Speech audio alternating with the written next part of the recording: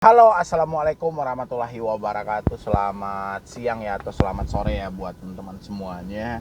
Khususnya yang selalu menantikan video terbaru, updatean terbaru dari channel Solusi. Terima kasih ya saya ucapkan kepada teman-teman semuanya, khususnya yang selalu mensupport atau selalu menantikan video terbaru, updatean terbaru hampir setiap hari ya. Selalu ada di Solusi Hutang. Alhamdulillah saya pun juga hobi setiap hari sudah menjadi suatu kebutuhan gitu ya, yang saya merasa kalau tidak bikin video satu hari buat teman-teman semuanya rasanya ada yang kurang gitu loh, sehingga saya jadikan ini ke kegiatan pokok harian gitu ya. Jadi alhamdulillah saya pun tidak kehilangan satu ide pun membuat video atau memberikan solusi motivasi buat teman-teman semuanya, terutama buat yang telat bayar, gagal bayar di pinjaman online. Alhamdulillah ya, sampai detik ini saya tidak kehilangan ide pun untuk menjawab atau memberikan jawaban yang ada dalam diri Anda ataupun yang ada dalam hati Anda. Itu semua tidak terlepas dari supportan, dukungan, semangat dari teman-teman semuanya, sehingga sampai detik ini pun saya juga masih hobi gitu loh, mencari-cari atau menganalisa atau berasumsi atau memberikan sedikit gambaran dari logika saya terhadap masalah dari teman-teman semuanya, terutama yang terjebak di pinjaman online, yang gagal bayar, yang telat bayar. Karena kita hampir menemukan banyak hal gitu loh, yang terutama dari pinjaman online ini hampir sudah menyeluruh. Saya perhatikan hampir sudah menyeluruh gitu loh. Kenapa saya tahu itu hampir menyeluruh? Nyatanya setiap hari saya bisa mendapatkan 500 orang subscriber baru gitu loh. Jadi dari situ saya menganalisa, berarti masih banyak ternyata orang-orang yang telat bayar pinjol, gagal bayar pinjol, ataupun masuk ke ranah pinjaman online. Mungkin ya berawal dari kata iseng-iseng tadi lah ya. Nyatanya iseng-iseng itu membawa petaka gitu loh, membawa celaka buat diri Anda gitu. Tidak ada anugerah yang Anda dapat selama Anda bergabung di pinjaman online ataupun Anda telat meminjam di pinjaman online. Tidak ada manfaat yang Anda dapat. Justru laknatnya mungkin yang Anda jumpai ya. Kenapa laknat? Mungkin duit yang nggak tahu aja, tiba-tiba duit Anda sudah habis gitu. Nanti sadarnya, loh, utang saya cuma 1 juta kok saya bayarnya sampai 9 juta gitu loh. Sadarnya setelah habis. Sebelum habis sih fine-fine aja gitu loh ya. Tapi kalau sudah habis baru dia curhat saya, wah seandainya saya jumpa dengan solusi utang dari dulu, mungkin saya juga tidak seperti ini. Tapi Tuhan nggak seperti itu. Tuhan akan mempertemukan Anda dengan channel ini di saat mungkin sudah mentok, sudah habis gitu ya. Tapi sadari dulu, segala yang Anda bayarkan, segala duit yang telah hilang itu adalah mungkin ada sebagian besar rezeki orang lain ada di situ ya. Oke, gini.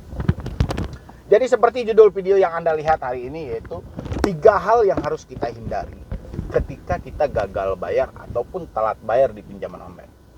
Ya.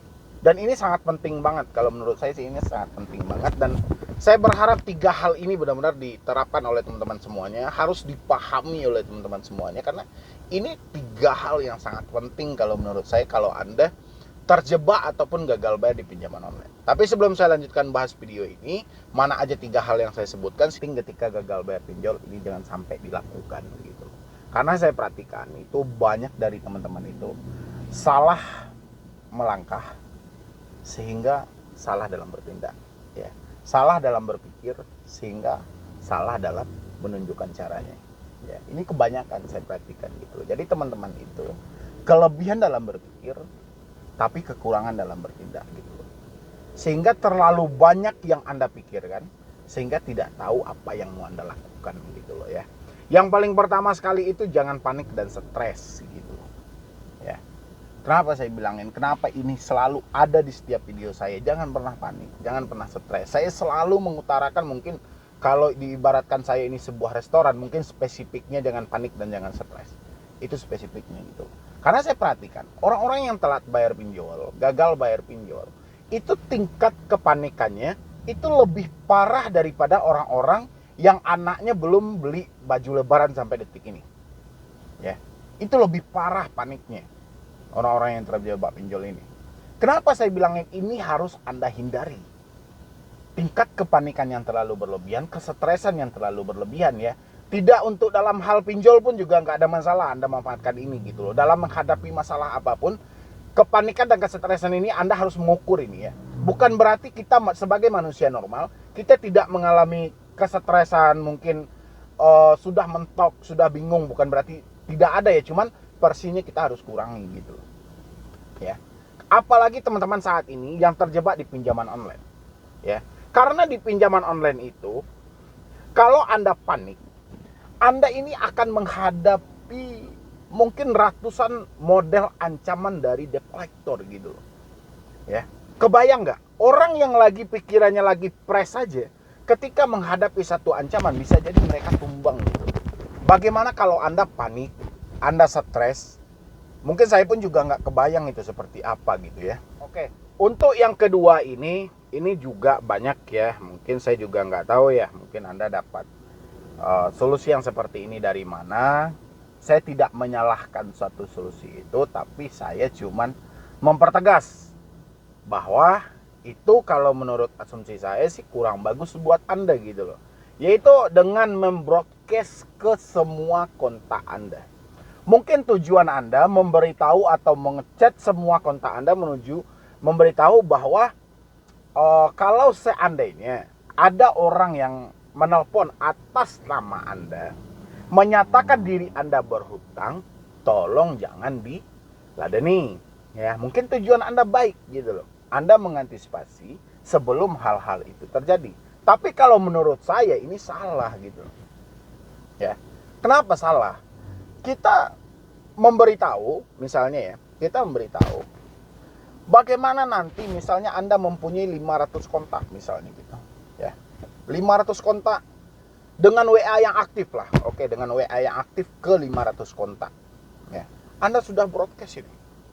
Misalnya Anda ngutang di satu aplikasi A misalnya. Anda bilangin kalau ini ada nanti yang mau nagih atas nama saya dari aplikasi ini misalnya, atau dari pinjaman online, tolong jangan diladeni, tolong diabaikan. Itu asumsi dari diri Anda. Supaya apa? Supaya Anda bisa mengantisipasi orang-orang yang akan masuk ke dalam adu domba dari debt collector. Asumsi Anda itu ya, atau cara berpikir yang seperti itu, menurut saya itu salah gitu loh ya. Kenapa saya bilangin salah? Dari 500 itu belum tentu semuanya akan dihubungi oleh debt collector ya. Paling banyak 50 kontak, itu paling banyak kalau memang kontak Anda 500 orang ya, paling banyak itu. Dan sekarang Anda telah membagi hutang Anda ke 500 orang. Sekarang yang menyebarkan data siapa? Otomatis diri Anda gitu loh ya. Misalnya saya ada dalam salah satu nama kontak Anda, kenyataan saya tidak dihubungi oleh debt collector, tapi dengan Anda yang telah menyampaikan bahwa begini, sehingga saya bisa memponis, oh ternyata dia terjebak pinjaman online. Berarti soal hutang yang disebut dengan privat itu sudah tidak ada, karena privasi telah Anda sebarkan gitu loh. Tujuan Anda itu baik gitu loh, supaya orang-orang tidak merespon ketika ada telepon, membalas ketika ada chat, menjawab ketika ada SMS. Tapi kalau menurut saya salah. Contoh gini, ini handphone saya ya, tiba-tiba ada nomor baru yang nelpon. Nggak mungkin saya nggak ngangkat, karena saya juga ada kepentingan lain ya. Belum tentu ini semua kepentingan Anda. Dan kenyataannya ini masalah Anda yang masuk. Bagaimana gitu loh. Anda tidak bisa mengendalikan nomor handphone seseorang gitu loh ya. Apalagi saya, misalnya Anda bilangin jangan angkat kalau ada yang nelpon atas nama saya. Kayak mana saya tahu kalau orang yang menelpon ini itu mencari Anda ya. Jadi makanya saya bilangin ini cara yang seperti ini kurang pas lah, kalau menurut saya ini kurang pas. Jadi kita seakan telah menyebarkan data kita sendiri lebih dahulu gitu loh ya. Jadi saran saya dalam posisi ini, jika teman-teman semuanya ingin mengantisipasi misalnya orang sekitar yang diteror oleh debt collector, orang sekitar mungkin yang diancam oleh debt collector, atau penyebaran data kepada orang sekitar Anda, Anda tunggu aja gitu ya. Anda tunggu aja. nanti akan ada beberapa orang. Biasanya orang yang akan bertanya kepada Anda ini adalah orang-orang yang kepo dengan hidup Anda. Cukup Anda jelaskan kepada mereka yang bertanya, ya. Jadi bukan dengan cara Anda broadcast ke semua kontak Anda kasih tahu ke semua kontak Anda. Ini bukan cara yang terbaik kalau menurut saya. Berarti Anda sama aja apa ubahnya Anda dengan debt collector tadi gitu loh. Justru Anda mencelakai diri Anda sendiri dengan Anda menyebarkan data Anda sendiri. Ya. Belum tentu 500 kontak itu akan dihubungi oleh DC, tapi asumsi Anda semuanya sudah. Ya. Jadi nanti Anda jangan sampai kebingungan, loh kok mereka tahu. Padahal Anda yang mengasih tahu. Ya, kebayang nggak?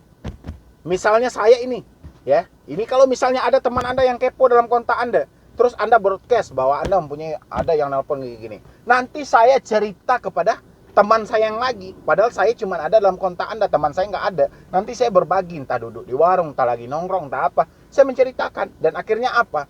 Menyebar. 500 orang tadi yang Anda beritahu, 2 orang aja dia ceritakan kepada teman dia, udah 1.500 orang yang mengetahui bahwa Anda ngutang di pinjol. Ya. Akhirnya apa? Akhirnya Anda bunuh diri sendiri gitu loh. Jadi cukup tungguin aja siapa aja teman-teman Anda nanti yang komplain misalnya, atau yang balik bertanya kepada Anda, itu aja Anda jelaskan. Jangan semuanya kita beritahu yang begini-begini, belum tentu dia nyambung dengan konsep yang kita hadapi saat ini. Ya, itu buat yang kedua, itu dari teman-teman semuanya.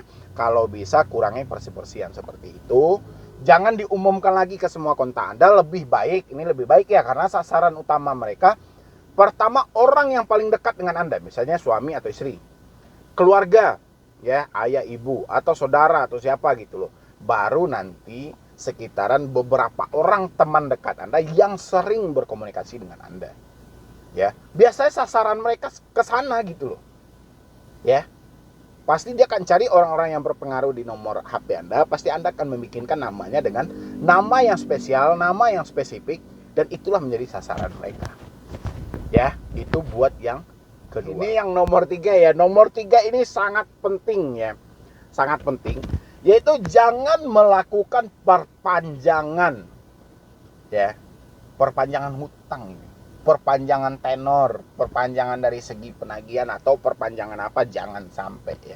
Tujuan Anda apa gitu loh. Misalnya sekarang debt collector mengarahkan perpanjang aja dulu 300.000, kami tidak akan menambah dendanya, tidak akan menaikkan bunga atau denda, terserahlah selama 6 hari. Ya, dia minta 300.000. Sadar atau tidak Anda sebenarnya gitu loh. Ini yang saya tanyakan. Ya. 300 Anda perpanjang jangka 6 hari. Itu 1 hari Anda telah membayar denda 50.000. Ya. Atau Anda perpanjang 150 untuk 3 hari supaya tidak disebarkan data Anda. Berarti 1 hari Anda telah membayar 50.000 dendanya gitu loh. Ya, dikatakan orang pintar atau dikatakan orang bodoh. Itu dulu yang saya tanya kepada Anda gitu. Ya. Apakah Anda tidak sadar selama ini untuk bayar hutang aja Anda sudah tidak mampu? Bagaimana Anda bisa melakukan perpanjang dengan uang yang Anda hambur-hamburkan, tidak tahu arahnya kemana? Tidak mengurangi hutang Anda, ya, tidak mengecilkan bunga yang terjadi, tidak pemotongan dari segi denda yang telah terjadi, nggak ada gitu loh. Ya. Ini sebenarnya uang perpanjang ini uang apa? Kalau Anda analisa, uang perpanjang yang diminta oleh debt collector itu adalah uang preman gitu. Ya, sama kayak orang lagi di pasar misalnya, uang aman gitu loh. Ya. Jadi kalau uang aman, uang apa coba? Berarti uang preman gitu loh. Supaya nama Anda aman, supaya data Anda aman, bayar aja sekian gitu loh. Dan kami akan menghentikan dendanya. Ya pasti karena Anda sudah membayar dendanya di awal. Ya, misalnya 6 hari. 6 hari Anda bayar 300.000. Berarti 1 hari denda itu Anda bayar 50.000 gitu loh. Ya. Makanya saya bilangin dikategorikan manusia pintar atau manusia bodoh. Ya. Kalau hari ini Anda telah mendengar saya berbicara, mungkin Anda mengkategorikan bahwa manusia bodoh. Memang saya mengakui bodoh gitu loh. Saya sudah berulang kali itu. Stop memperpanjang. Stop mencicil. Ya. Kalau memang durasi dari pinjaman Anda itu jangkanya hitungan hari, jangan pernah Anda cicil. Kecuali durasi dari pinjaman Anda itu hitungnya bayarnya per bulan, silakan gitu loh. Ya. Tapi kalau jangkanya 7 hari, 20 hari, 30 hari, jangan dicicil. Ya.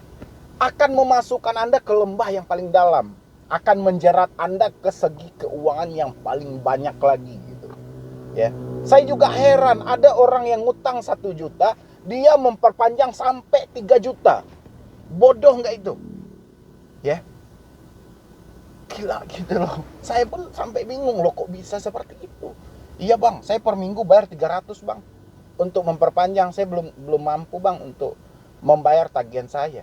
Kayak mana tagihan Anda cuma 1 juta, Anda bayar tiap minggu 300 ribu. 300 kali 10 minggu. 3 juta sudah. Ya, kayak mana coba itu gitu loh. Berarti sesaat pikiran Anda yang melogikakan dengan pintar tadi hilang gitu loh. Makanya saya bilangin yang paling pertama itu jangan panik dan jangan stres. Itulah poin yang paling pertama tadi. Akibat kepanikan ini sehingga Anda buta akan hal itu gitu loh. Padahal Anda ditarik ke dalam jurang yang sangat dalam, Anda tidak sadar. Dan akhirnya baru sadar apa? Saya sudah memperpanjang bang berulang-ulang kali, sudah saya hitung, sudah melebihi dari pokok utang saya tapi nggak lunas bang.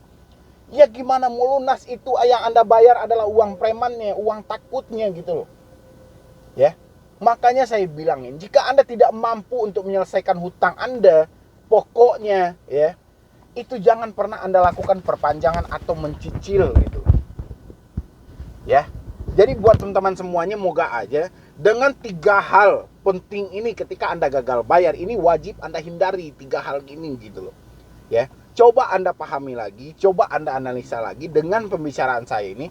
Kalau ada yang kurang, Anda boleh tambah di kolom komentar gitu loh. Dan saya tidak pengen 3 hal ini terjadi lagi kepada diri Anda. Dan kalau Anda bisa melewati, menghindari dari 3 hal ini, saya yakin kedepannya pasti akan kurang orang-orang yang kepanikan akibat pinjaman online. Ya. Pokoknya buat teman-teman semuanya, yang paling pertama, jangan panik dan stres. Yang kedua, jangan broadcast soal hutang Anda. Yang ketiga, jangan perpanjang hutang Anda gitu loh. Ya. Mudah-mudahan 3 hal ini itu dapat membantu dari teman-teman semuanya. Dan buat teman-teman yang baru hadir, mungkin yang sudah lama hadir, jangan lupa juga di-share video ini atau di-support juga channel ini supaya channel ini makin berkembang lagi dan berkembang lagi. Ya. Mungkin dari saya cuman itu aja, terlebih dan terkurangnya saya mohon maaf. Buat teman-teman semuanya yang mau konsultasi atau diskusi dengan tim saya, silahkan di nomor yang ada di deskripsi. Ya. Atau Anda juga follow Instagram saya juga boleh @medibroni. Jadi sekian dulu dari saya, Medibroni. Wassalam.